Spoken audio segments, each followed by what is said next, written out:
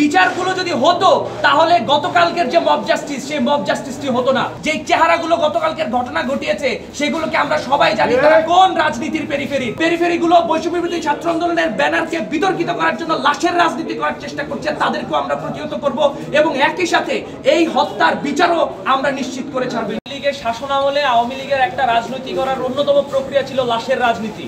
জাহাঙ্গীরনগর বিশ্ববিদ্যালয়ে একটি লাশ পড়েছে, এই লাশ নিয়েও একটা নতুন রাজনীতি করা শুরু করেছে। আমরা মনে করি যারা লাশের রাজনীতি শুরু করেছে তারা স্বৈরাচারেরই দোষর, অথবা তাদের রাজনীতি করার প্রক্রিয়াও স্বৈরাচারের মতোই। আমাদের জায়গা থেকে আমরা স্পষ্টভাবে জানিয়ে দিচ্ছি, বৈষম্য বিরোধী ছাত্র আন্দোলনের ব্যানার থেকে স্পষ্টভাবে আমরা জানিয়ে দিচ্ছি, গতকাল যে ঘটনাটি ক্যাম্পাসে ঘটেছে সেটিকে কোনোভাবে ডিফেন্ড করার মতো অবস্থায় এখন আর নেই। সেটিকে অবশ্যই আমরা কন্ডেম করছি, অবশ্যই আমরা এর বিচার চাই, কিন্তু একই সাথে মাথায় রাখতে হবে এই হত্যাকাণ্ডের সাথে জড়িত জাহাঙ্গীরনগর বিশ্ববিদ্যালয়ের বৈষম্য বিরোধী ছাত্র আন্দোলনের কিছু নামকে অযাচিতভাবে যুক্ত করা হচ্ছে এবং বলা হচ্ছে তারা এই হত্যাকাণ্ডের সাথে জড়িত, অথচ আমরা ফুটেজ দেখে বুঝতে পারি যে তারা হয় সেখানে সেই ভিকটিমকে বাঁচাতে গিয়েছিলেন, না হলে তারা সেখানে উপস্থিতি ছিলেন না। এই ধরনের মানুষগুলোকে এখন পুনরায় এই আলোচনায় আনার মাধ্যমে বৈষম্য বিরোধী ছাত্র আন্দোলনের ব্যানারকে বিতর্কিত করার যে অপচেষ্টা, যে লাশের রাজনীতি, সেটা আমরা তীব্র নিন্দা জানাচ্ছি। এরপরে আমরা বলতে চাই যে কেন এই ঘটনাটি ঘটলো, তার কারণ হচ্ছে এখনো পর্যন্ত আমরা দেখছি যে বিশ্ববিদ্যালয় প্রশাসন বাদী হয়ে এই যে ঘটনাটি ঘটেছে 15ই জুলাই, যে ঘটনাটি ঘটেছে 17ই জুলাই, সেটির এখনো পর্যন্ত কোনো সুরাহা করার প্রচেষ্টা এখনো অফিসিয়ালি তারা করে নাই।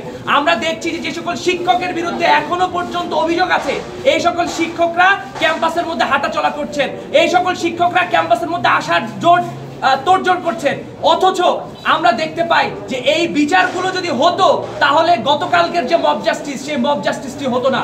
আমরা বলতে চাই বিশ্ববিদ্যালয়ের যে নবনিযুক্ত প্রশাসন, এই প্রশাসনের দুর্বলতাই এই হত্যাকাণ্ডের মূল কারণ। এবং একই সাথে বলতে চাই এই হত্যাকাণ্ডটি হয়েছে পুলিশি হেফাজতে। একই সাথে পুলিশি হেফাজতে মৃত্যুটা কেন হলো, এখানে পুলিশের কি ইন্টারেস্ট রয়েছে? পুলিশ কেন একটা সুস্থ মানুষকে ক্যাম্পাস থেকে নিয়ে তার হেফাজতে হত্যা করলো, সেই আলাপটাও আমাদের করতে হবে। এবং একই সাথে এর পেছনে কোনো বড় ষড়যন্ত্র, কোনো বৃহত্তর ষড়যন্ত্র যুক্ত কিনা সেটাও আমাদেরকে খতিয়ে দেখতে হবে। সর্বশেষে একটা কথা বলতে চাই, ক্যাম্পাসে আপনারা সকলেই জানেন, আমরা নাম উচ্চারণ করছি না, গতকালের যে ফেসগুলো, যে চেহারাগুলো গতকালকের ঘটনা ঘটিয়েছে সেগুলোকে আমরা সবাই জানি তারা কোন রাজনীতির পেরিফেরির। সুতরাং এই রাজনৈতিক পেরিফেরির মানুষগুলো কেন ক্যাম্পাসে এখনো আসে, এই অছাত্ররা কেন ক্যাম্পাসে এখনো আসে, সেটা আমাদেরকে দেখতে হবে।